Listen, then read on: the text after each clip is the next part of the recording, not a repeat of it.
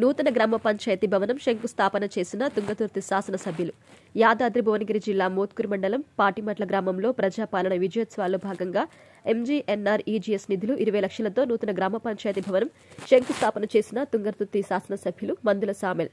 ఈ కార్యక్రమంలో మండల అధ్యక్షులు వంగల సత్యనారాయణ, పైల సోమిరెడ్డి, పీఏసీఎస్ చైర్మన్ పెలపూడి వెంకటేశ్వర్లు, మండల ప్రధాన కార్యదర్శి రాచకొండ బాలరాజు, గ్రామ శాఖ అధ్యక్షులు చిరుమర్తి యాదయ్య, బండ విజయారెడ్డి, గుండారాములు, మోతే విజయరెడ్డి పలువురు పాల్గొన్నారు.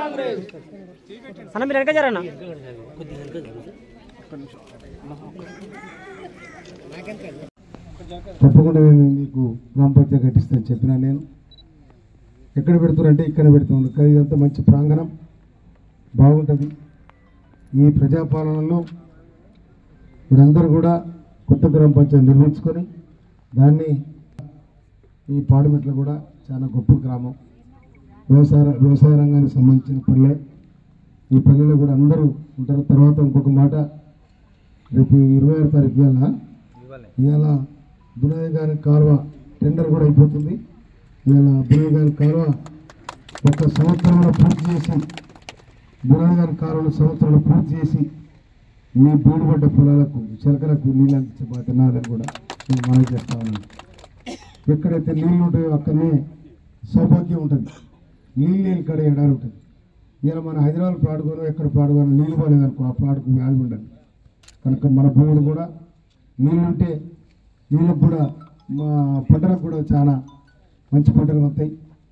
అందుకోసం తప్పకుండా ఆ కాలువ తెచ్చే బాధ్యత నాది. తర్వాత ఇక్కడ కూడా ఇది ప్రపోజల్ కూడా పెట్టడం జరిగింది.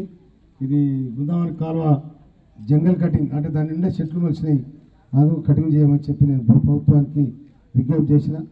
తర్వాత నిన్న ముఖ్యమంత్రి గారికి ఈ నియోజకవర్గానికి సంబంధించి 168 కిలోమీటర్ల రోడ్లు ఏమని అడిగిన నేను. రోడ్లన్నీ కూడా 15 ఏళ్ళ 20 ఏళ్ళ చివరి రోడ్లు ముట్టుకున్న పాపన పోలే. ఎందుకంటే మీకంటేనేమో ఇప్పుడు పాడిమెట్లకి రోడ్డు పక్కన ఊరుంది కాబట్టి. తర్వాత మనకు ఆ పల్లె ఏం పల్లె కాదు జటంగి బాయి, ఆనాడు గౌరవనీయులు పురుషోత్తమ రెడ్డి గారు వేసిన రోడ్డు. ఇంతవరకు మళ్ళీ దాన్ని ముట్టుకుని నాదులు లేడు.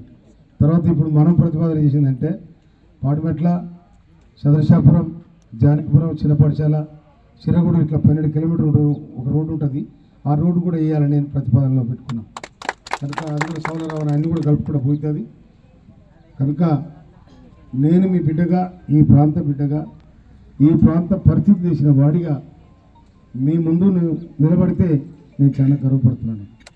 అందుకోసమనే ఈ ఊరికి తొందరనే గ్రామ పంచాయతీ చేసుకోండి. ఇంకా మీకు కూడా 2 సీసీ రోడ్డు కూడా ఇస్తాను నేను. అదేం కాడ సీసీ రోడ్డు వేసుకోండి. తర్వాత ఈ పిల్లలు బడి ముంగట కెనాల్ మీద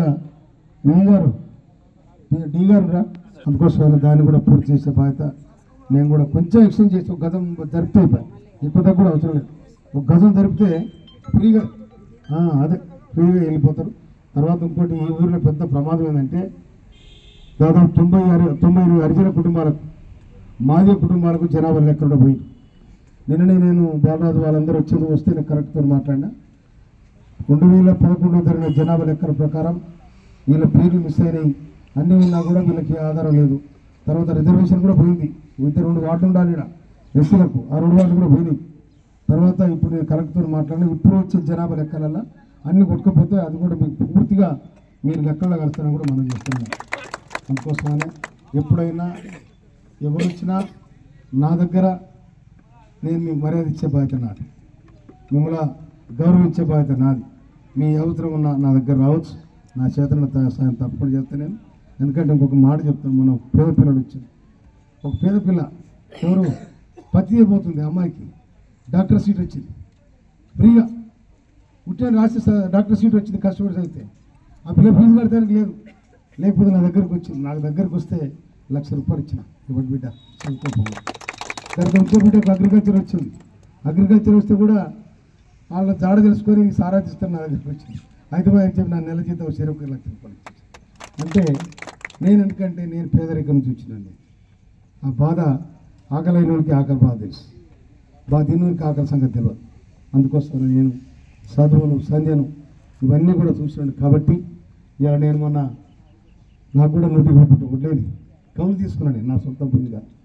ఎట్లా కొంట అన్నం తీసి అప్పు చేసి కొనాలి. వ్యవసాయాన్ని అయితే నేను బతికిన రోజులు ఈ రాజకీయ ఇట్లున్నా కూడా వ్యవసాయం చేస్తున్నాను కనుక రైతాంగం కోసం కష్టాలు తెలుసు నాకు, ఈ విద్యార్థుల బతుకులు తెలుసు, తర్వాత ఈ పల్లెల పరిస్థితులు, పట్టణాలు, ఈ జీవన విధానం అన్న నేను తెలుసు కాబట్టి నేను అందరూ గౌరవిస్తాను. కాంగ్రెస్ పార్టీ కూడా నాకు గౌరవించి టికెట్ ఇచ్చింది కనుక నేను బ్రహ్మాండమైన మెజార్టీతో మీరు గెలిపించింది.